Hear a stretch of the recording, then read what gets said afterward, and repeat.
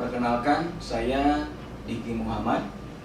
Di tahun pelajaran 2020 hingga 2024, saya bertugas sebagai Kepala Sekolah di SD Islam Cikal Harapan 2. Pada tahun 2020-2021, di masa pandemi seperti ini, saya sampaikan bahwa program sekolah telah mempersiapkan pembelajaran secara online.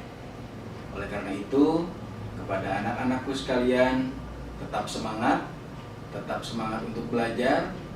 Walaupun dari jarak jauh kita tidak dapat berjumpa, kita pasti akan bertemu dan semoga masa pandemi COVID-19 ini segera berakhir dan kita dapat bertatap muka di sekolah SD Islam Cikal Harapan 2.